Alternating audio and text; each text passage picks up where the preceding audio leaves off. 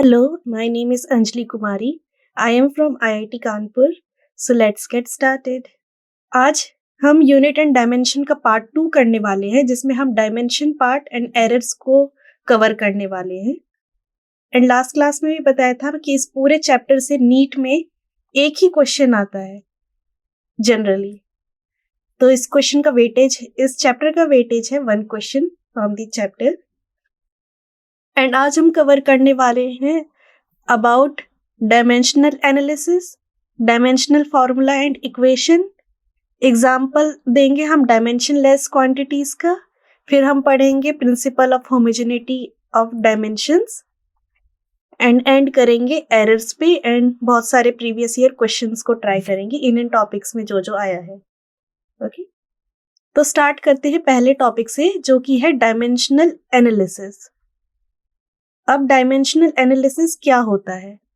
Dimension analysis is a powerful tool in physics जो हमें help करता है समझने के लिए कि फिजिकल क्वांटिटी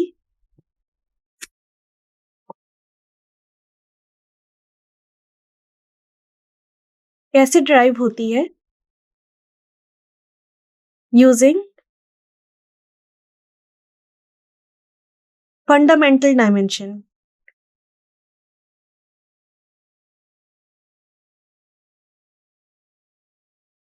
ओके, मैं अगेन रिपीट करती हूँ कि डायमेंशन एनालिसिस क्या होता है। ये एक टूल होता है फिजिक्स में जो अलाउ करता है हमें अंडरस्टैंड करने के लिए क्या चीज अबाउट फिजिकल क्वांटिटीज, क्या यूज करके, फंडामेंटल डायमेंशंस यूज करके। अब फंडामेंटल डायमेंशंस क्या होते हैं? तो इमेजिन करो आप एक केक बेक कर रहे हो। ओके, एक केक को आप बेक कर रहे हो। तो एक केक बेक करने के लिए आपको बेसिक इंग्रेडिएंट्स क्या क्या लगते हैं? आपको फ्लावर लगता है, आपको बटर चाहिए होता है, और क्या चाहिए होता है? शुगर चाहिए होता है। तो ये केक बनाने के लिए ये फंडामेंटल चीजें हैं। ऐसे ही अगर आपको किसी फिजिकल क्वांटिटी का डायमेंशन बनाना है तो उसके लिए फंडामेंटल डायमेंशंस की जरूरत पड़ती है। एंड वो फंडामेंटल डायमेंशंस है ये सब।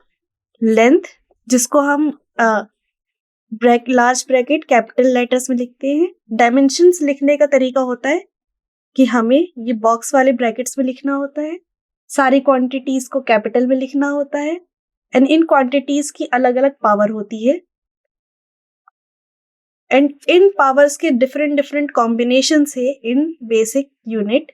एंड इन पावर्स की डिफरेंट डिफरेंट कॉम्बिनेशन से डिफरेंट डिफरेंट फिजिकल क्वांटिटीज बन रही है। ओके, तो बेसिक या फंडामेंटल डायमेंशंस है हमारे वही 7 फंडामेंटल क्वांटिटीज।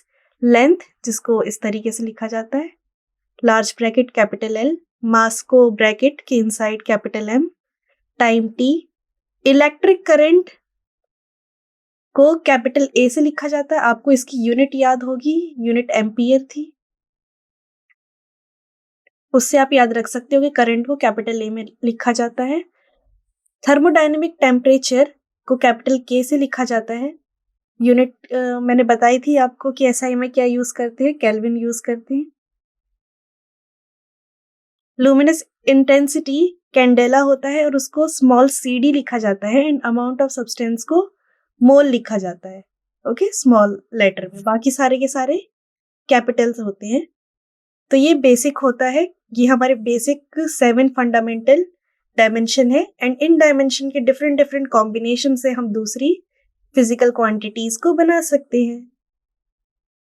तो अब नेक्स्ट टॉपिक पे आते हैं कि डायमेंशनल फॉर्मूला क्या होता है। ओके, मैंने बताया था कि डिफरेंट डिफरेंट बेसिक या फिर फंडामेंटल डायमेंशन के कॉम्बिनेशन से फिजिकल क्वांटिटीज बनती हैं। तो इन्हीं कॉम्बिनेशन को जब कोई फिजिकल क्वांटिटी से रिप्रेजेंट किया जाता है तो उसे डायमेंशनल फॉर्मूला कहते हैं। बेस क्वांटिटीज या हमारी fundamental quantities represent the dimension of physical quantity is called dimensional formula. Okay, जैसे कि वॉल्यूम क्या होता है? वॉल्यूम को अगर जनरली लिखिए तो वो लेंथ क्यूब होता है, बिल्कुल बेसिक। डायमेंशनल टर्म्स में इसमें कोई मास का टर्म नहीं है, एम हमारा 0 हो जाएगा। लेंथ का पावर कितना है, 3 पावर है, कोई टाइम का टर्म नहीं है तो हमारा t 0 हो जाएगा एंड वॉल्यूम का डायमेंशन ये आ जाता है m0 l3 t0। ओके, आप इसको सिंपली ऐसे भी लिख सकते हैं, इसका मतलब यही होता है कि m0 t0, but standard form ये है कि mlt से तो रिप्रेजेंट करना ही होता है। ओके, तो ये वॉल्यूम का डायमेंशनल फॉर्मूला है। स्पीड या वेलोसिटी, स्पीड हमारा क्या होता है, स्पीड होता है डिस्टेंस अपॉन टाइम। डिस्टेंस को अगर हम डायमेंशनली लिखे तो डिस्टेंस का डायमेंशन, डिस्टेंस मतलब लेंथ हुआ, लेंथ का डायमेंशन कैपिटल L होता है।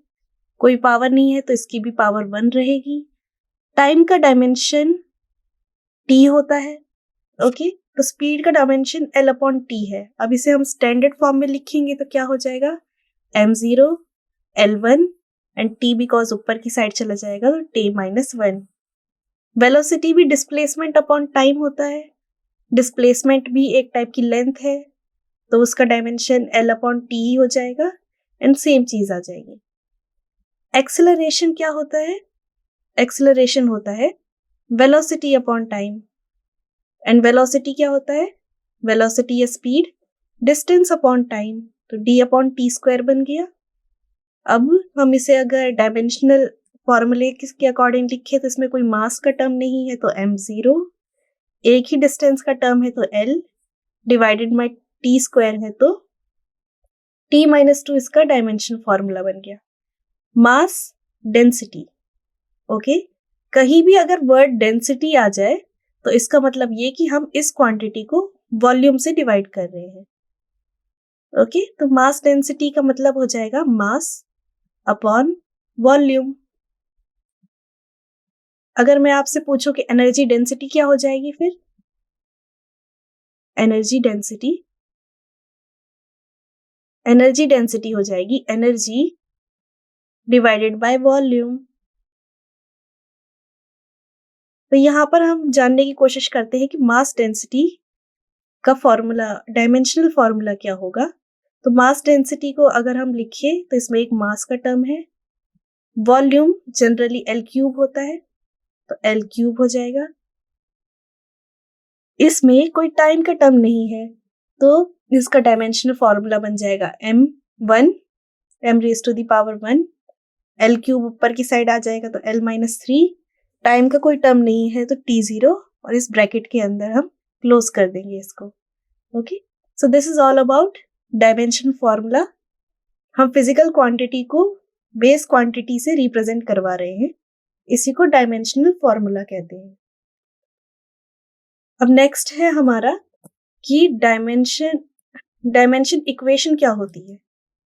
ओके, तो मैंने स्टार्टिंग में एग्जांपल लिया था कि केक बेक करने के लिए आपको कौन कौन से बेसिक इंग्रेडिएंट्स की जरूरत होती है।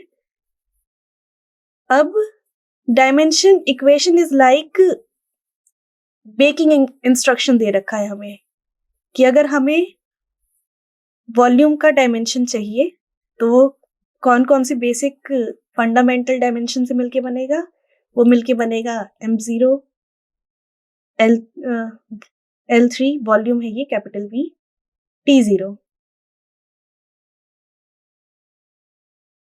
तो अगर हमें डायमेंशन ऑफ वॉल्यूम बनाना है तो उसके लिए ये 3 फंडामेंटल डायमेंशंस की जरूरत पड़ेगी इन पावर्स के साथ।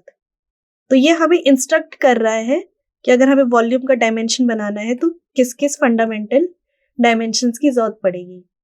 तो an equation obtained by equating a physical quantity with its dimensional formula, किसी फिजिकल क्वांटिटी, जैसे वॉल्यूम एक फिजिकल क्वांटिटी है,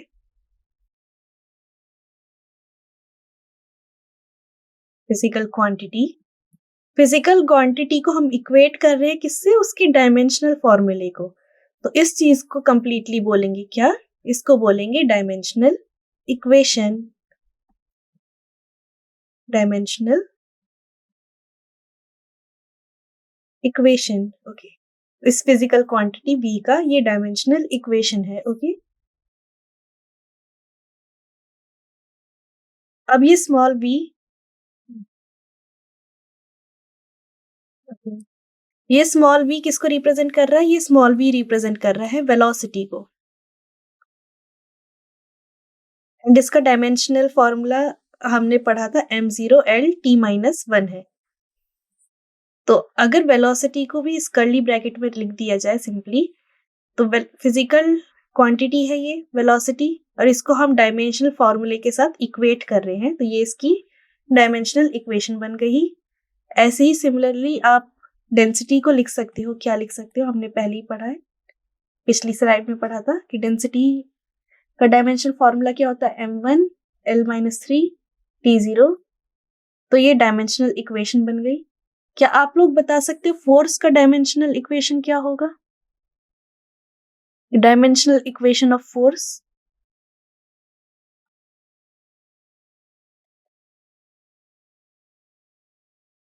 तो जैसे कि अभी हम करते जा रहे हैं इस चीज को, किसी भी चीज की डायमेंशनल इक्वेशन फाइंड करने के लिए हमें उसका फॉर्मूला पता होना चाहिए।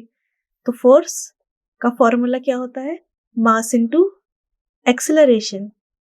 एक्चुअली में डायमेंशन को इंट्रोड्यूस इसलिए किया गया था ताकि हम फॉर्मूलेज बना सके, बट नीट के लिए हमसे डायमेंशंस पूछे जाएंगे तो हमें फॉर्मूलेज पहले से ही पता होना चाहिए, एंड देन हम क्या करेंगे? डायमेंशंस को कैलकुलेट कर लेंगे। ओके, हम नीट के अकॉर्डिंग चल रहे हैं। ओके, तो फोर्स होता है मास इनटू एक्सेलरेशन, ये हमें पता है। हमें डायमेंशन फाइंड करना है किसका? फोर्स का। मास का डायमेंशन क्या होगा? Simply m। एक्सेलरेशन का डायमेंशन क्या होगा? हमने पिछली स्लाइड में ही पढ़ा था, एक्सेलरेशन का डायमेंशन क्या होगा? वो होगा l(t-2). तो फोर्स का डायमेंशन क्या बन गया? ml(t-2). ओके, तो अगर किसी भी क्वांटिटी का आपसे डायमेंशनल इक्वेशन पूछा जाए तो आप इजीली उसके फॉर्मूले से कैलकुलेट कर सकते हैं। ओके, तो एक प्रीवियस ईयर क्वेश्चन करते हैं। ये क्वेश्चन आया है AIPMT 2004 में, एंड क्वेश्चन है the dimension of universal gravitational constant क्या है? यूनिवर्सल ग्रेविटेशनल कांस्टेंट वैसे होता क्या है, या किस चीज से रिप्रेजेंट करते हैं हम? इसको हम कैपिटल G से रिप्रेजेंट करते हैं, और ये किस फॉर्मूले में आता है? आपको याद होगा, F equals to G m1 m2 by r square.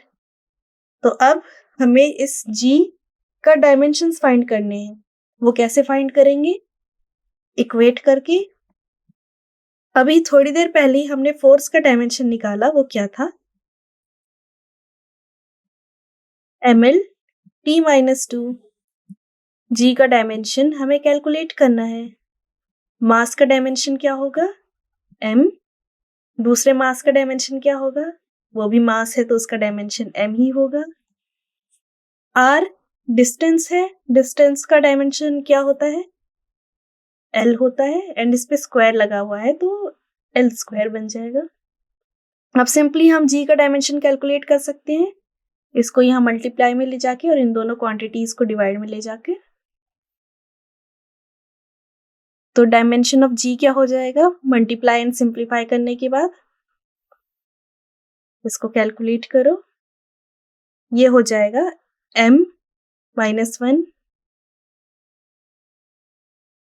Okay, l³ t-2। यही आ रहा है सबका। तो ये है डायमेंशन ग्रेविटेशनल कांस्टेंट का। कौन सा ऑप्शन मैच कर रहा है? ऑप्शन नंबर 4 मैच कर रहा है, तो ये इसका आंसर है।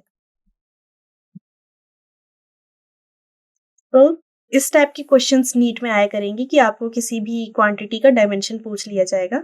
ये AIPMT में आ रखा था ये क्वेश्चन, ग्रेविटेशनल कांस्टेंट का हमें डायमेंशन पूछा था एंड हमने कैलकुलेट कर लिया, एंड वो इक्वल आ रहा है m-1 l³ t-2। Okay, so next question करते हैं इसी पे ही, डायमेंशन फॉर्मूले पे। ये क्वेश्चन आया था एम्स 2002 में एंड AMU 2007 में, एंड क्वेश्चन है the dimension of torque are. Okay, so सबसे पहले टॉर्क क्या होता है पहले हमें ये पता होना चाहिए। तो इमेजिन करो कि आप एक डोर को खोलने की कोशिश कर रहे हो, तो जितना ज्यादा फोर्स आप उस डोर पे लगाओगे वो उतना ही ज़्यादा दूर जाएगा। ओके? तो टॉर्क इसी फिनोमिना को रिप्रेजेंट करता है। टॉर्क को हम ऐसे टाउ से लिखते हैं एंड टॉर्क इक्वल होता है कितना दूर ये गया, डिस्टेंस इनटू फोर्स, कितना फोर्स आपने लगाया। अभी मैं कुछ वेक्टर कुछ लगा नहीं रही हूँ यहाँ पर बिकॉज हम सिंपली डायमेंशंस की बात कर रहे हैं। तो हमसे पूछा है डायमेंशन ऑफ टॉर्क, तो वो किसके इक्वल हो जाएगा? वो इक्वल हो जाएगा dimension of R multiply by dimension of force. R distance है तो इसका डायमेंशन क्या हो जाएगा? इसका डायमेंशन हो जाएगा एल। फोर्स का डायमेंशन हमने अभी पढ़ा था, क्या है? फोर्स का डायमेंशन याद रखना है, ठीक है?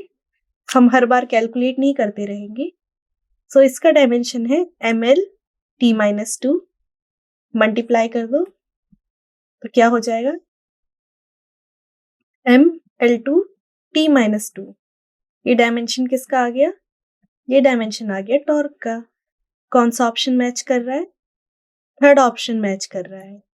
ओके, तो हमने एक और क्वेश्चन प्रैक्टिस कर ली है डायमेंशन फॉर्मूले में।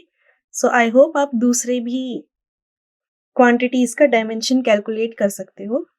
ये क्वेश्चन देख के मेरे दिमाग में एक और क्वेश्चन आ रहा है कि ऐसी कौन सी क्वांटिटी होगी जिसका डायमेंशन टॉर्क के इक्वल होगा? कोई दूसरी क्वांटिटी जिसका डायमेंशन ml2 t-2 हो सकता है? क्या ऐसी कोई क्वांटिटी आप सोच सकते हो जिसका डायमेंशन ml2 t-2 होगा?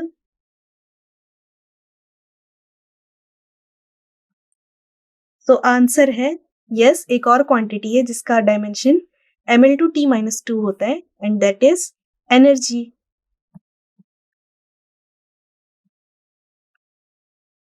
एनर्जी वर्क डन होती है एंड वर्क डन क्या होता है? Force into displacement.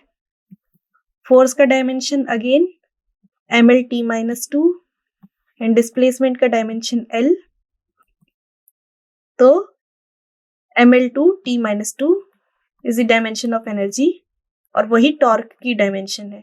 तो पेपर में इस टाइप के क्वेश्चंस भी आ सकते हैं कि किन दो क्वांटिटीज का डायमेंशन सेम होता है। इस केस में टॉर्क एंड एनर्जी, इन दोनों का डायमेंशन सेम है और वो किसके इक्वल है? ml2 t-2।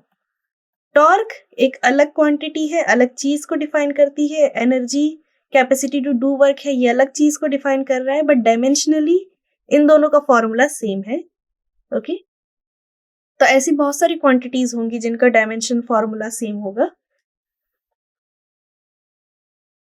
अब हम आ जाते हैं example of dimension less quantity. सबसे पहले डायमेंशन लेस क्या होता है?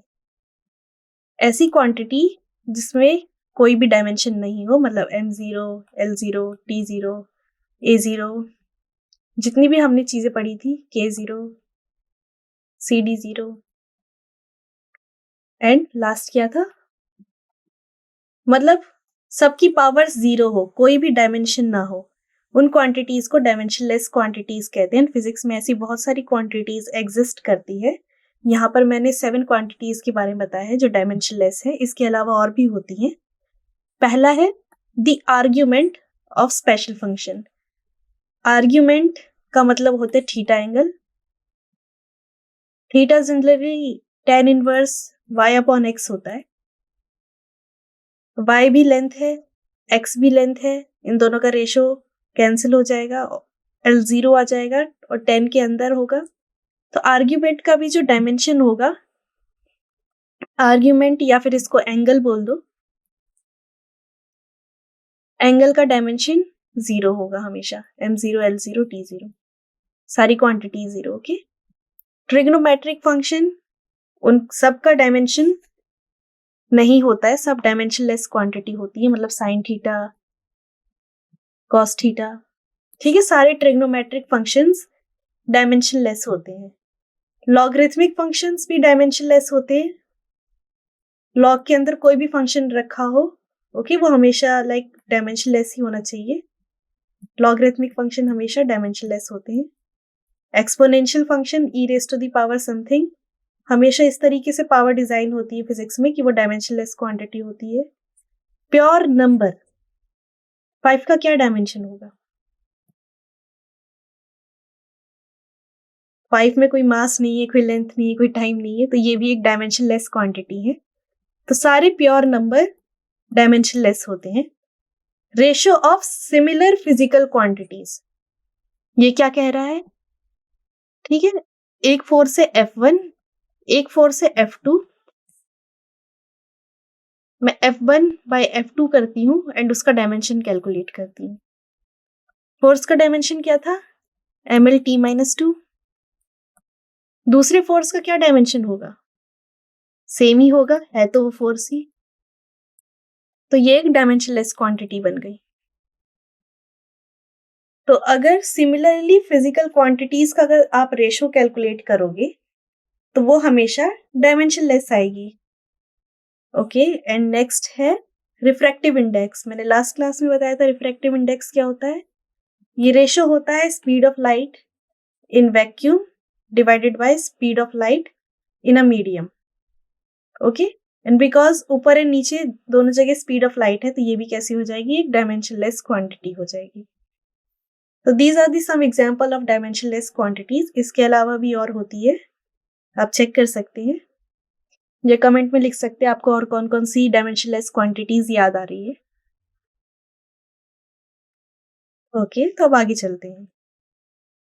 नेक्स्ट टॉपिक है जो थोड़ा इंपॉर्टेंट है, यहां से भी क्वेश्चंस आने के चांसेस होते हैं, that is principal of homogeneity of dimension. अब इसको समझते हैं। ओके, अगर आपको ये फॉर्मूला नहीं पता होता S equals to u t plus half a t square, मान लो ये एग्जिस्ट नहीं करता, आप एक साइंटिस्ट हो और आपको ये ऐसा कुछ फॉर्मूला बनाना है डिस्टेंस के लिए। मैंने आपको quantities they the S, U, T and A। इनके डिफरेंट कॉम्बिनेशन से आपको एक फॉर्मूला बनाना है। ओके, तो आप जानते हो S का डायमेंशन क्या है? लेंथ है। UT का डायमेंशन क्या हो जाएगा? U स्पीड होता है या इनिशियल वेलोसिटी होती है, LT-1 होगा इंटू T का डायमेंशन, अगेन वो लेंथ का डायमेंशन बन गया। AT स्क्वायर LT-2 होता है एक्सेलरेशन, एंड T स्क्वायर मतलब T2, और ये भी किसका डायमेंशन बन गया? लेंथ का डायमेंशन बन गया AT स्क्वायर। तो आपको पता है कि इन सब के डायमेंशन सेम हो गए हैं। डायमेंशन ऑफ S इक्वल है डायमेंशन ऑफ UT इक्वल है डायमेंशन ऑफ AT स्क्वायर। तो जो जो क्वांटिटीज जिनके डायमेंशन सेम हो जाते हैं हम उसको प्लस माइनस कर सकते हैं किसी फॉर्मूले में इजीली। डिफरेंट डायमेंशन वाली क्वांटिटीज कभी भी प्लस माइनस नहीं हो सकती। मान लो कि अगर एक जगह S का डायमेंशन है L और एक्सेलरेशन का डायमेंशन है LT-2, तो आप कभी भी डिस्टेंस को एक्सेलरेशन से ऐड नहीं कर सकते। ऐसी कोई टर्म कभी भी एग्जिस्ट नहीं कर सकती। ओके, डिस्टेंस को कभी आप एक्सेलरेशन से ऐड नहीं कर सकते।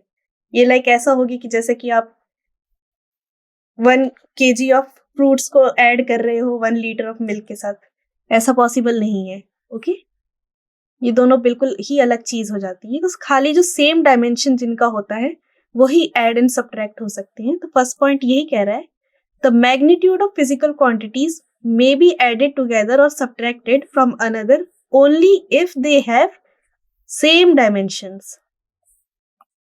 ये लाइन बहुत इंपॉर्टेंट है, only if they have same dimensions। Okay, तो S, UT और AT स्क्वायर एक दूसरे के साथ ऐड प्लस एंड माइनस हो सकते हैं बिकॉज इनका डायमेंशन सेम है, बट खाली S A के साथ ऐड नहीं हो सकता बिकॉज, या सब्ट्रैक्ट नहीं हो सकता बिकॉज इनका डायमेंशन डिफरेंट है। ओके, तो आपने को पता चल गया है कि S डायमेंशन एनालिसिस करके UT एंड AT स्क्वायर एक दूसरे के साथ ऐड या सब्ट्रैक्ट हो सकते हैं, बट किस फॉर्म में? क्या डायमेंशनली? तो मैं ये लाइन भी बिल्कुल सही लिख रही हूँ।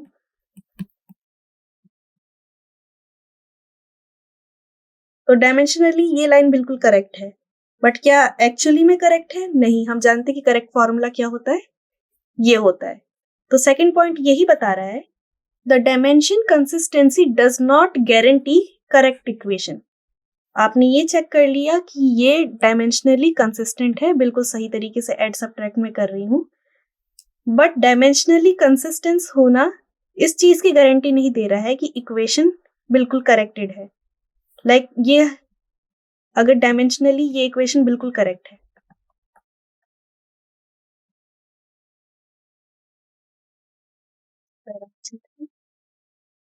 बट यहाँ पर ये प्लस साइन होना या इसका इक्वल्स टू कि यहाँ होना ये करेक्ट नहीं है। प्लस कांस्टेंट हमेशा डायमेंशन लेस क्वांटिटी होती है, तो वो किसी के साथ भी मल्टीप्लाई डिवाइड में आ सकते हैं। तो मैं ये कांस्टेंट किसी के साथ ही मल्टीप्लाई कर सकती हूँ। तो डायमेंशनली कंसिस्टेंट होना गारंटी नहीं कर रहा है कि करेक्ट इक्वेशन है। करेक्ट इक्वेशन हमेशा डेरिवेशन से या एक्सपेरिमेंटली आते हैं। बस यहाँ से हमें यही पता चल रहा है कि सेम डायमेंशन वाली क्वांटिटीज ही एक दूसरे के साथ ऐड या सब्ट्रैक्ट हो सकती है, और इसी को बोलते हैं प्रिंसिपल ऑफ होमोजेनिटी। अब इस पे क्वेश्चंस कैसे बनते हैं, हमारा मेन फोकस है कि क्वेश्चंस कैसे बनते हैं।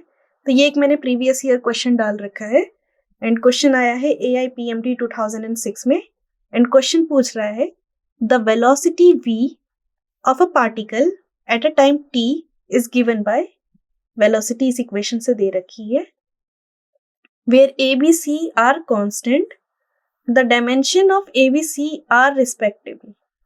हमें A, B एंड C इनका डायमेंशन फाइंड करना है, और हमें इक्वेशन दे रखी है जहां पर V वेलोसिटी है, A एक्सेलरेशन नहीं है, कांस्टेंट है, T टाइम दे रखा है।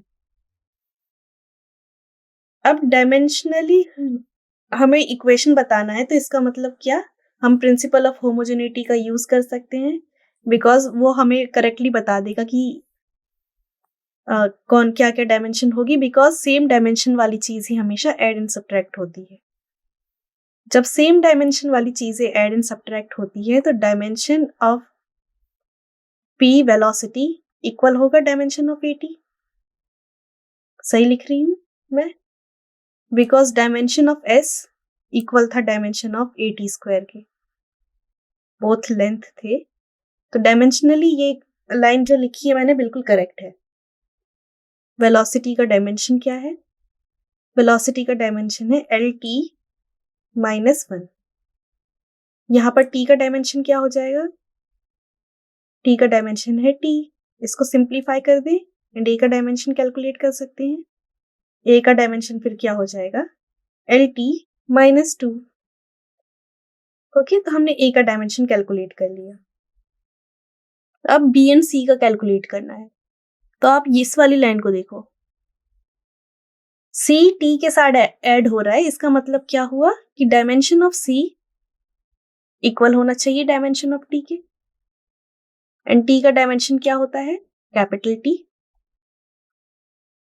तो हमने इजीली c का डायमेंशन भी कैलकुलेट कर लिया, किसके इक्वल है वो, टाइम के डायमेंशन के इक्वल है।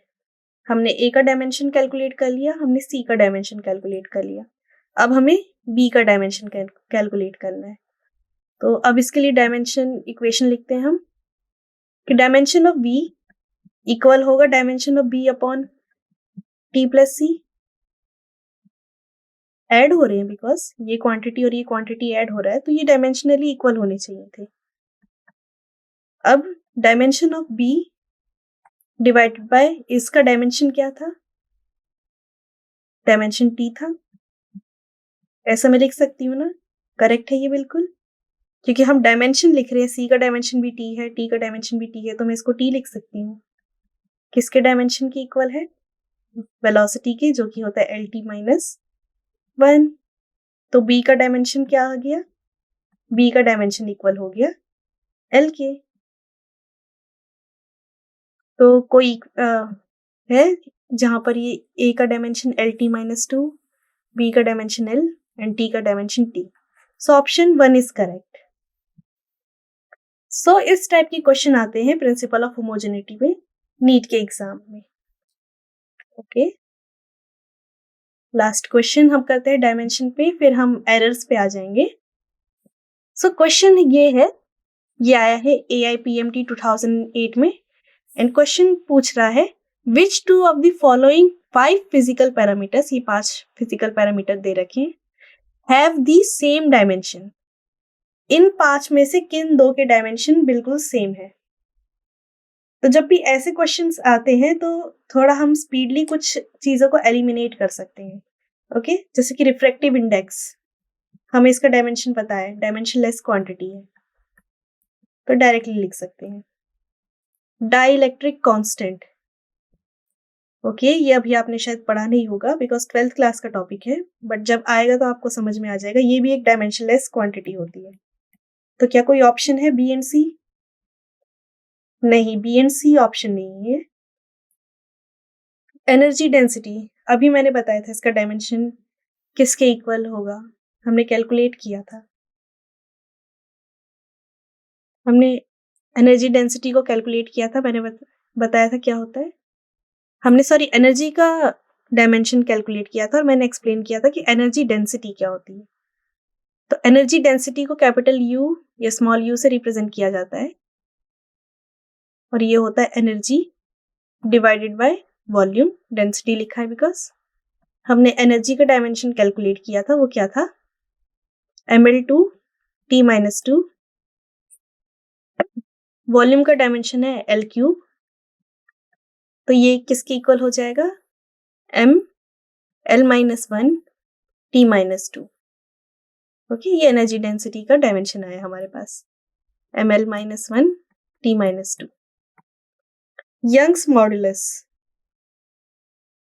यंग मॉडुलस होता है एक्चुअली में स्ट्रेस अपॉन स्ट्रेन।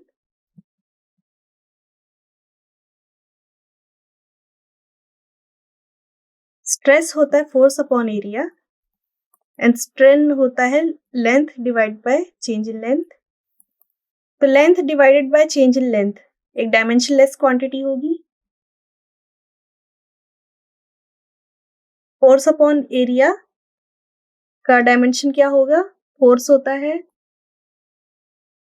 ml-T-2, तो फोर्स अपॉन एरिया का डायमेंशन क्या हो जाएगा, ml-1 T-2।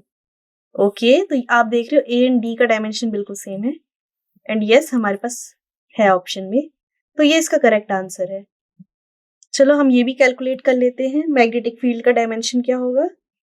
So magnetic field का डायमेंशन कैलकुलेट हम कर सकते हैं इसके फोर्स के फॉर्मूले से, एंड इसका फोर्स का फॉर्मूला होता है BIL, जहां पर B मैग्नेटिक फील्ड होती है, I current, and L distance हो गई। ये फॉर्मूलेज हम बाद में डिस्कस करेंगे। फोर्स होता है ml-T-2। B का डायमेंशन हमें कैलकुलेट करना है। करंट को कैसे लिखते हैं डायमेंशन फॉर्मूले में, ये पहली बार आया है कि हम ml-T से आगे जा रहे हैं, कैपिटल A से लिखते हैं, एंड लेंथ को कैपिटल A से लिखेंगे। तो यहाँ से यहाँ मैं लिख देती हूँ B का डायमेंशन क्या आया है, B का डायमेंशन आया है L0 हो रहा है T-2 A-1। ओके, ये B का डायमेंशन है।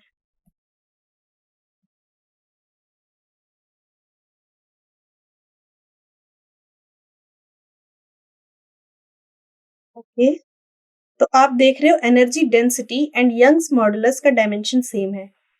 और कौन सी क्वांटिटी हो सकती है जिसका डायमेंशन एनर्जी डेंसिटी या यंग मॉडुलस के इक्वल है, हो सकता है, क्या ऐसी कोई क्वांटिटी सोच सकते हो आप? ओके, ऐसी क्वांटिटी जिसका डायमेंशन एनर्जी डेंसिटी या यंग मॉडुलस के इक्वल है, वो है प्रेशर, बिकॉज प्रेशर भी फोर्स अपॉन एरिया होता है, एंड यहाँ अगर डायमेंशनली भी देखा जाए तो इसका डायमेंशन 0 हो गया, एंड फोर्स अपॉन एरिया का हमें डायमेंशन चाहिए जो कि प्रेशर के डायमेंशन के इक्वल होगा। सो ml-1 T-2। तो बहुत सारी फिजिकल क्वांटिटीज हो सकती है जिनका डायमेंशन सेम हो सकता है, बट वो सारी की सारी फिजिकल क्वांटिटी अलग अलग चीज को रिप्रेजेंट कर रही हो। ओके, सो यहाँ पर हमारा डायमेंशन पार्ट कंप्लीट हो जाता है। आई होप आपको कंप्लीटली समझ में आया हो। एक लास्ट चीज ट्राई कर लेते हैं। हम डायमेंशन कैलकुलेट करने की कोशिश करते हैं ऑफ चार्ज, जिसे कैपिटल Q से रिप्रेजेंट कर रही हूँ मैं यहाँ पर। चार्ज का डायमेंशन क्या होगा? पहले उसके लिए हमें चार्ज का फॉर्मूला पता होना चाहिए। Q इक्वल्स टू IT होता है। I का डायमेंशन क्या है? A। T का डायमेंशन क्या है? Capital T। सो चार्ज का डायमेंशन हो जाएगा AT। ओके, बस ये ऐसे ही एक्स्ट्रा। ओके, तो अब यहाँ पर हमने अपना डायमेंशन पार्ट कंप्लीट कर लिया है। ओके, एक और क्वेश्चन दे रखा है मैंने, जो अगेन है AIPMT के। ओके, एंड क्वेश्चन ये है, बहुत इजी क्वेश्चन है। If the dimension of physical quantity is given by, किसी फिजिकल क्वांटिटी का डायमेंशन ऐसा दे रखा है, तो ABC की क्या वैल्यू होगी कि वो किसी फिजिकल क्वांटिटी को रिप्रेजेंट करे? क्या फोर्स का डायमेंशन बन सकता है अगर A की वैल्यू 0 हो जाए, B की वैल्यू माइनस हो जाए, C की वैल्यू -2 हो जाए? तो ऐसे क्वेश्चन को जल्दी करने के लिए हम किसी एक क्वांटिटी को पकड़ लेते हैं। मान लो हमने मास को पकड़ लिया। ओके, फोर्स के फॉर्मूले में मास की पावर 1 होती है, और यहाँ पर क्या रखा है कि मास की पावर 0 है, तो फोर्स अपने आप ही कैंसिल हो गया। वेलोसिटी में मास नहीं आता है, एंड यहाँ पर मास की पावर 1 दे रखी है, तो वेलोसिटी अपने आप कैंसिल हो गया। एक्सेलरेशन में भी मास नहीं आता है, बट यहाँ पर मास की पावर 1 दे रखी है, तो ये भी ऑप्शन कैंसिल हो गया। तो ये ऑप्शन हमारा एग्जिस्ट करता है। एंड अगेन प्रेशर का हमें डायमेंशन पता भी है, क्या होता है? ml-1 T-2, एंड वही पावर्स यहाँ पर बन रहे हैं। तो ये लास्ट क्वेश्चन था, क्वेश्चन नंबर 5 डायमेंशन फॉर्मूले पे, एंड ये बहुत जल्दी हमने कैलकुलेट कर लिया ऑप्शंस को देखते हुए। अब हम अपने नेक्स्ट टॉपिक पे आ जाते हैं, दैट इज एरर्स। अब एरर क्या होती है? गलतियां। ओके, तो फिजिक्स में एरर होती है the lack in accuracy in the measurement due to limit of accuracy of the instrument or due to any other cause is called an error. हम मेजरमेंट ले रहे हैं, उसमें हम कितना एक्यूरेट जा सकते हैं। ओके, मशीन की भी एक लिमिटेशन होती है, तो एक्यूरेसी लिमिटेड हो जाएगी, तो एरर उस अकॉर्डिंग उससे आ सकता है कि हम बिल्कुल करेक्ट वैल्यू नहीं फाइंड कर पा रहे हैं, या फिर किसी और रैंडम कॉज की वजह से एरर्स आ सकते हैं। ओके, बट हमें सिस्टमैटिक एंड रैंडम एरर पे नहीं जाना है नीट के लिए। हम सीधे आ जाते हैं फॉर्मूलेस पे कि डिफरेंट टाइप ऑफ एरर्स क्या होते हैं, एंड फिर उसको कैलकुलेट किया कैसे किया जाए। तो पहला है एब्सोल्यूट एरर। तो एब्सोल्यूट एरर का फॉर्मूला ये होता है कि ट्रू वैल्यू माइनस मेजर्ड या कैलकुलेटेड वैल्यू। बस ये आपका एब्सोल्यूट एरर का फॉर्मूला आ गया है। ट्रू वैल्यू मतलब कि मान लो आप कल का ही जो मैं एग्जांपल दे रही थी स्पीड ऑफ लाइट का, मतलब स्पीड ऑफ लाइट की वैल्यू ये होती है, हमें ये वैल्यू पता है अच्छी तरीके से, ये ट्रू वैल्यू हुई। हमने कुछ एक्सपेरिमेंट किया एंड हमने कैलकुलेटेड वैल्यू जो निकाली वो है 1.5 × 10⁸ मीटर पर सेकेंड। तो इन दोनों का डिफरेंस हमारा एब्सोल्यूट एरर हो जाएगा। ओके, ये एब्सोल्यूट एरर का आपको खाली फॉर्मूला पता होना चाहिए नीट में, क्योंकि नीट में एरर से उतना नहीं आता है। डिफरेंस होता है एब्सोल्यूट एरर ट्रू वैल्यू और कैलकुलेट वैल्यू का, और ये मैंने बाहर की साइड मॉड्यूलस लगा रखा है, बिकॉज गलती कभी भी नेगेटिव में नहीं होती है। एरर हमेशा पॉजिटिव में होता है, एंड एरर हमेशा ऐड होता है। ओके, इस लाइन को ध्यान रखना, हमेशा पॉजिटिव रहेगा और हमेशा ऐड रहेगा। Positive and always. सारे एरर जो होंगे वो ऐड हुआ करेंगे।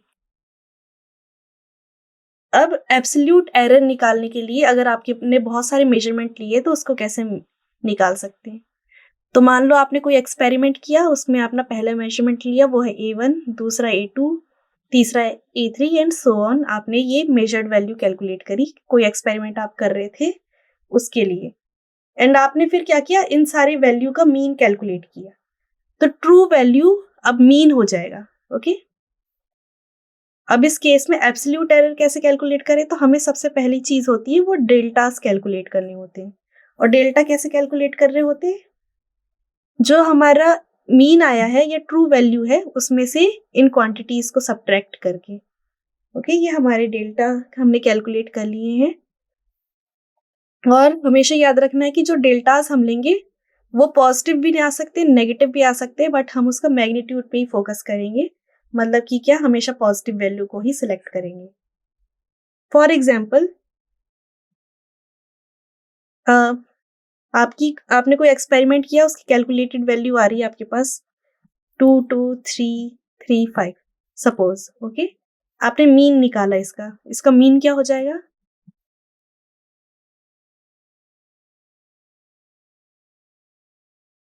सारे नंबर का एडिशन डिवाइडेड बाय ये कितने हैं? 5 है, 8, 11, 15/5 3 आ जाएगा। आपका मीन 3 आ गया। अब आप डेल्टा कैलकुलेट कर रहे हो, तो डेल्टा A1 क्या हो जाएगा हमारा? 3 - 2 विच इज 1। डेल्टा A2 क्या आ जाएगा आपका? 3 - 2 which is 1। Delta A3 3 - 3 which is 0. Delta A4 3 - 3 again 0. Delta A5 3 - 5 which is -2. ठीक है, तो पॉजिटिव क्वांटिटी भी मिल रही है, जीरोस भी मिल रहे हैं, नेगेटिव क्वांटिटी भी मिल रही है। बट जब हम एरर कैलकुलेशन में जाएंगे तो इस माइनस साइन को ड्रॉप कर देंगे। ओके, जैसे मैंने बताया कि एरर हमेशा ऐड ही होते हैं एंड वो पॉजिटिव ही रहते हैं। ओके, तो अब रिलेटिव एरर का फॉर्मूला क्या बन जाएगा, जिसे फ्रैक्शनल एरर भी कहा जाता है। जो हमने मीन निकाला था, उस केस में मीन आया था हमारा 3 एंड डेल्टा मीन जो हम कैलकुलेट करेंगे, क्वांटिटीज अगर याद होगी, 1 + 1 + 0 + 0 + 2 आया था। ये 4/3 हमारा उस क्वेश्चन के लिए आंसर हो गया। एंड बहुत सारे चीज में a mean and actual value same ही थिंग होती है अगर बहुत सारे एरर कैलकुलेशन नहीं दे रखी हो। This is about relative error, इसको फ्रैक्शनल एरर भी कहा जाता है।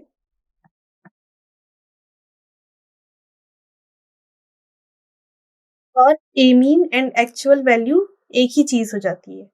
ओके, अब हमें फ्रैक्शनल एरर दे रखा है, तो इससे हम परसेंटेज एरर भी कैलकुलेट कर सकते हैं।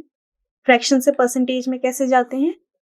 तो ये फॉर्मूला है परसेंटेज एरर का। इतना पार्ट तो आपको याद ही होगा कि फ्रैक्शनल एरर में आया था मल्टीप्लाई बाय 100%।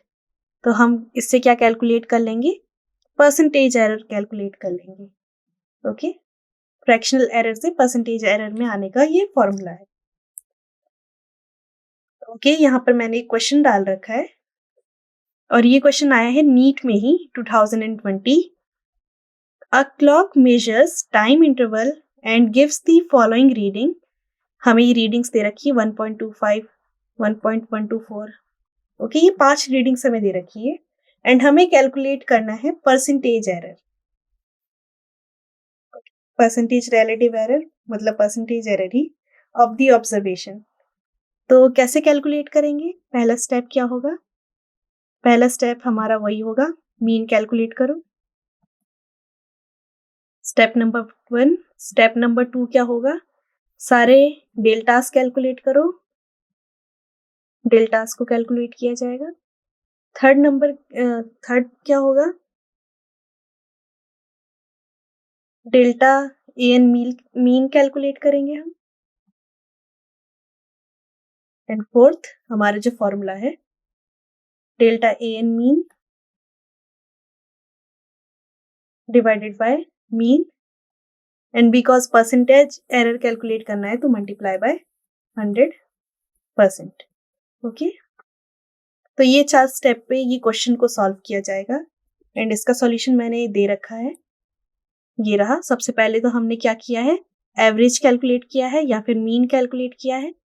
यह हमारा स्टेप 1 था एंड मीन हमारा क्या आया, इन सबको सॉल्व करके 1.25। फिर डेल्टा टी कैलकुलेट करना हमारा सेकंड स्टेप था। तो ये जो भी वैल्यूज हमने कैलकुलेट करी होगी, ये हमारा सेकंड स्टेप है। थर्ड स्टेप क्या था, मीन डेल्टा टी हम कैलकुलेट करेंगे। तो मीन आया हमारा 1.25। तो यहाँ पर हम क्या करेंगे, 1.25 में से 1.25 सब्ट्रैक्ट कर देंगे, ये 0 हो जाएगा। 1.25 में से 1.24 सब्ट्रैक्ट करेंगे, 0.01 आएगा। 1.25 में से 1.27 सब्ट्रैक्ट करेंगे तो माइनस 0.02 आएगा, बट मॉडुलस लगाएंगे बिकॉज एरर हमेशा ऐड ही होता है। ऐसे ही डेल्टा T4 कैलकुलेट करेंगे, डेल्टा T5 कैलकुलेट करेंगे, जिनकी वैल्यू ये सब होगी, एंड देन इसका मीन हमने कैलकुलेट कर दिया जो कि 0.02 सेकेंड आया है। तो fourth step percentage relative error की फॉर्मूले में हम डाल देंगे।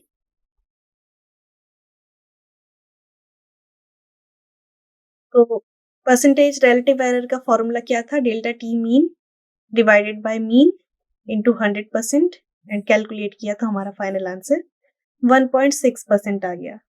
ये काफी लेंथी क्वेश्चन था और ये नीट के पेपर में आया हुआ क्वेश्चन था, एंड ऐसा खाली एक ही क्वेश्चन आया है ये आज तक, इसमें कैलकुलेशन बहुत ज्यादा थी। तो आपको ये चारों स्टेप्स क्लियर होंगे, इस क्वेश्चन से बहुत अच्छी तरीके से क्लियर हो चुका होगा कि जब परसेंटेज एरर कैलकुलेट किया जाए बहुत सारे मेजरमेंट के लिए तो वो कैसे सॉल्व करते हैं। ऑल राइट, अब नेक्स्ट टॉपिक है कॉम्बिनेशन ऑफ एरर्स। ओके, मान लो हमें इक्वेशन दे रखी है x equals to a plus b, and हमें इसमें एरर मिला, x में हमें एरर मिला डेल्टा x, a में हमें एरर मिला डेल्टा a, एंड b में हमें एरर मिला डेल्टा b। तो डेल्टा x किसके इक्वल होगा, ये एरर पॉजिटिव भी हो नेगेटिव भी हो कैसा भी हो, एरर हमेशा ऐड होंगे। ओके, गलतियां हमेशा ऐड होती है। अब मैंने ये आगे प्लस माइनस क्यों लगाया है, ये आगे प्लस माइनस इसलिए लगाया बिकॉज एरर क्या कर सकता है, जो वैल्यू हमने कैलकुलेट करी है, एक्सपेरिमेंटल वैल्यू आई है, उसको डिक्रीज भी कर सकता है। मान लो आपने एक एक्सपेरिमेंट किया, लाइट की स्पीड ये आ रही है,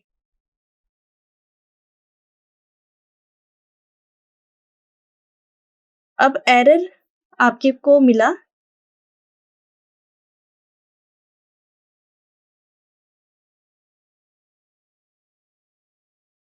जो आपकी एक्चुअल वैल्यू होगी, फाइनल वैल्यू जो आ रही होगी सी फाइनल, उसमें ये एरर क्या कर सकता है, इस वैल्यू को डिक्रीज भी कर सकता है और इंक्रीज भी कर सकता है, कुछ भी कर सकता है। ठीक है, वो डिपेंड करता है एक्सपेरिमेंट में क्या क्या इश्यूज आए हैं।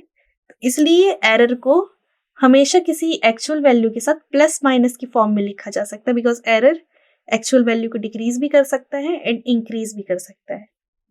बट अगर एरर्स की बात की जाए तो वो हमेशा ऐड होते हैं। तो ये था केस जब कोई दो क्वांटिटीज ऐड हो रही है, जब कोई क्वांटिटीज मल्टीप्लाई हो रही है तो उसमें अगर हमें रिलेटिव एरर कैलकुलेट करना हो तो वो कैसे कैलकुलेट करेंगे, उसका फॉर्मूला सिंपली हो जाएगा delta A divided by A plus delta B divided by B delta C divide by C, जहां पर डेल्टास क्या है हमारे एरर है एंड सी वैल्यूज है हमारी। एंड अगेन आप देख रहे हो कि सब ऐड हो रहा है एंड आगे प्लस माइनस आ जा रहा है। अगर कोई फंक्शन ऐसे लिखा हुआ है x equals to a raise to the power k, b raise to the power l, c raise to the power n, तो रिलेटिव एरर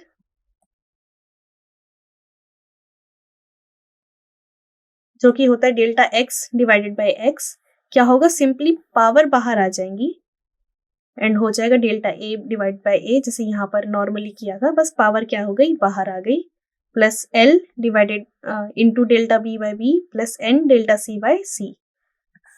अगर ये फंक्शन इसकी जगह ऐसे लिखा रहता a k b l divided by c n, तब क्या हो रहा होता, तब भी ये सेम फंक्शन बन रहा होता, plus minus k delta a by a plus l delta b by b plus n delta c by c. Error हमेशा ऐड होते हैं, वो सब्ट्रैक्ट नहीं होते हैं। ओके, तो आगे चलते हैं। एक क्वेश्चन डाला है मैंने, a certain body weight 22.42 grams and has measured volume, तो ये हमारी measured value है,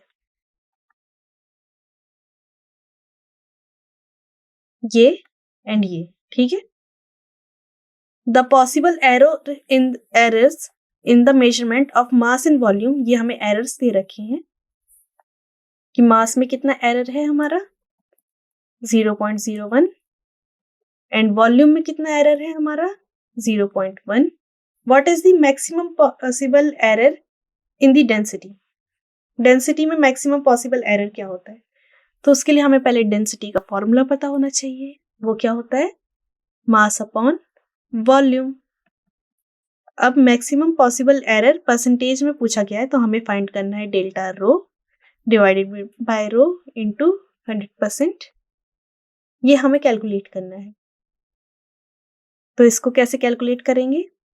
इसका फॉर्मूला हो जाएगा delta M divided by M plus delta V divided by V into 100%। Delta M दे रखा है, डेल्टा वी दे रखा है, हमें मास भी दे रखा है और हमें वॉल्यूम भी दे रखा है। मास कितना दे रखा है 22.42 ग्राम्स एंड वॉल्यूम दे रखा है 4.7। सीसी का मतलब क्या होता है? Centimetre cube. ओके, तो सारी वैल्यूज बस डालनी है एंड ऐड कर देना है। और ये क्वेश्चन आया था सीबीएसई एआई पीएमटी 1991 में। ओके, तो इस क्वेश्चन को सॉल्व कर लिया जाएगा इजीली। सारी वैल्यूज बस आपको पुट करना है एंड आंसर कैलकुलेट हो जाएगा। इनमें से कोई ऑप्शन करेक्ट होगा। ओके, यहाँ पर मैंने वो सॉल्यूशन डालने की कोशिश करी है एंड मैंने आंसर कैलकुलेट किया तो वो आया था 2%। ओके, इसको आप बिल्कुल ट्राई कीजिएगा, अच्छा क्वेश्चन है ये।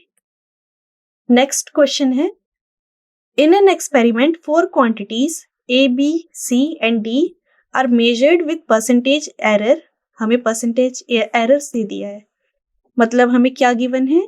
हमें डेल्टा ए गिवन है 1%, डेल्टा बी गिवन है 2%, delta c 3%, delta d 4%. We need to find the percentage error in the quantity P, और हमें P दे रखा है इस फॉर्म में, और ये क्वेश्चन है नीट 2013 का। तो हमें परसेंटेज एरर कैलकुलेट करना है, मतलब हमें क्या कैलकुलेट करना है? Delta P divide by P 100%। तो कैसे होगा? इस बार पावर आ चुकी है, तो कैसे लिखेंगे हम इसको? 3 into delta A divided by A plus 2 into delta B divided by B.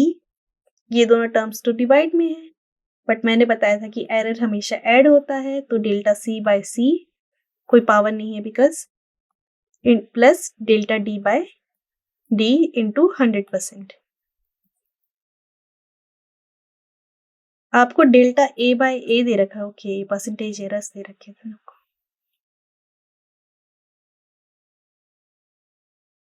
100% के साथ, तो आपको परसेंटेज एरर दे रखा है, मतलब आपको डेल्टा ए बाय ए 100% दे रखा है, डेल्टा बी बाय बी दे रखा है, डेल्टा सी बाय सी दे रखा है, डेल्टा डी बाय डी दे रखा है। आपको सिंपली वैल्यूज पुट करनी है एंड ऐड कर देना है। तो इसको सॉल्व करते हैं। डेल्टा ए बाय ए 100% कितना है? 1 दे रखा है, 1%, plus delta B by B दे आपको क्या दे रखा है? 2%। साइड में एक 2 भी है। डेल्टा सी बाय सी दे रखा है 3 and delta D by D दे रखा है आपको 4। 7, 11, 3, 14%। फाइनल आंसर है इसका ए ऑप्शन। आई होप ये क्वेश्चन आपको क्लियर हुआ होगा। क्वेश्चन नंबर 9, ये आप खुद ट्राई करना, और क्वेश्चन है, if the actual value of a quantity is 50, actual value 50 है एंड मेजर्ड वैल्यू 49.8 है, तो एब्सोल्यूट एरर क्या हो एंड रिलेटिव एरर क्या होगा? एब्सोल्यूट एरर मैंने बताया था क्या था? एब्सोल्यूट एरर था ट्रू वैल्यू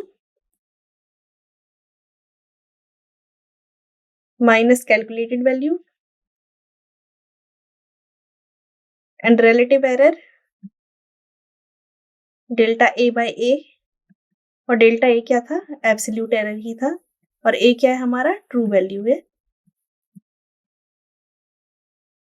तो इस चीज को आप इजीली कैलकुलेट कर सकते हैं, सारे हिंट मैं दे चुकी हूँ। कोई भी प्रॉब्लम हो तो आप कमेंट कर सकते हैं। Okay, next question. Next question NEET 2021 का है, बहुत रीसेंट क्वेश्चन आया था ये। एंड क्वेश्चन है, if E and G represent energy and gravitational constant respectively, what is the dimension of E by G? E energy है, G ग्रेविटेशनल कांस्टेंट है, तो E बाय G का डायमेंशन क्या होगा? तो हम दोनों ही चीज कर चुके हैं, हम डायमेंशन ऑफ E भी फाइंड कर चुके हैं, हम डायमेंशन ऑफ G भी फाइंड कर चुके हैं। ओके, अगर आपको पहले नहीं पता होता कि डायमेंशन ऑफ G क्या है उस क्वेश्चन को करने से पहले, तो फिर ये क्वेश्चन बहुत लेंथी हो जाता, बिकॉज आपको पहले G का डायमेंशन कैलकुलेट करना होता, जो कि एक पूरा ही क्वेश्चन के बराबर है, तो टाइम कंज्यूमिंग था। बट अब हमें पता है कि G का डायमेंशन क्या आया था। G का डायमेंशन आया था m-1 L3 T-2, and energy का डायमेंशन आया था ml2 T-1। बस सिंप्लीफाई करना है आपको एंड आंसर आ जाएगा आपका। तो ये क्वेश्चन क्लियर है, एंड आप देख ही सकते हो कि m की डायमेंशन 2 हो जा रही है, m2 L-1 एंड T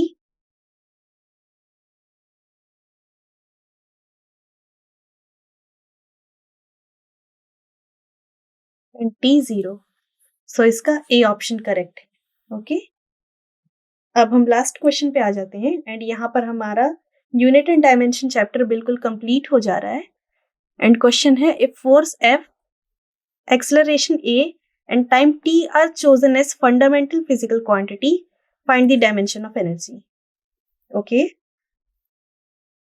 और ये नीट 2021 का क्वेश्चन है। हमसे पूछा है कि हमें एनर्जी की डायमेंशन कैलकुलेट करनी है, और वो फोर्स के डायमेंशन, एक्सेलरेशन की डायमेंशन एंड टाइम के डायमेंशन के इक्वल है। मतलब हमें अल्फा बीटा गामा की वैल्यू कैलकुलेट करनी है। एनर्जी का डायमेंशन क्या होता है, ml2 T-2। ओके, फोर्स का डायमेंशन होता है ml T-2, और इसकी पावर हमने क्या ले रखी है, अल्फा ले रखी है। एक्सेलरेशन का डायमेंशन होता है LT-2 into beta, and time का डायमेंशन T ही होता है, raise to the power gamma. Okay, यहाँ से कैलकुलेट करते हैं। यहाँ पर मास की पावर क्या है, 1, और इधर की साइड मास की पावर क्या हो जाएगी, अल्फा। तो अल्फा की वैल्यू क्या हो गई, कंपेयर करने के बाद अल्फा हो गया 1। ओके, लेंथ की डायमेंशन इधर की साइड क्या दे रखी है, 2, और यहाँ की साइड लेंथ की डायमेंशन क्या है, अगर सब जगह से उठाया जाए, इसकी पावर क्या क्या है, अल्फा प्लस बीटा। तो कंपेयर करें, अल्फा प्लस बीटा किसकी इक्वल है, 2 के इक्वल, एंड यहाँ पर अल्फा की वैल्यू 1 है, तो बीटा की वैल्यू क्या हो जाएगी, 1 हो जाएगी। एंड सिमिलरली टाइम का डायमेंशन इस साइड क्या है, -2, और यहाँ पर टाइम का डायमेंशन क्या है, -2 अल्फा -2 बीटा प्लस गामा।